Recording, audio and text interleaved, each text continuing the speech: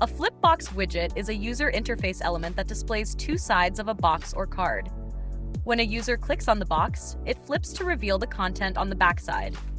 This can be a creative way to showcase product information, display before and after comparisons, or present additional details in a visually engaging manner. If you want to use the Pro widgets of Spider Elements, then these two plugins, Spider Elements Free and Pro, must be active. Locate the Flipbox widget in the Spider Elements category and drag it to your desired section. Flipbox will flip in vertical and horizontal mode with reveal effect when you click. You can give title and description with front part option. You can also provide pictures. You can select your favorite icon from icon library to give top icon in box. You can give icon from action button icon. From back part box, you can give title, descriptions, and icon. The title, description, and icon are visible on the front part of the box, while the title, description, and icon are also visible on the back part of the box.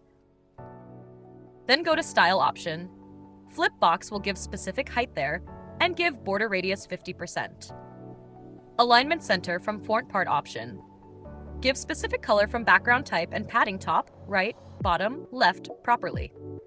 You can give title color from title option. Justify content center from back part option.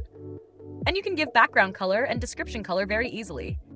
You can change the color of the top icon from the icon option and change the size. You can change the background and color of the font box icon. In the same way, you can change the options of Backbox. Then go to Advanced. From there, you can give background type color, which looks normal. Again, if you want, you can also choose what color you want to keep in overstate.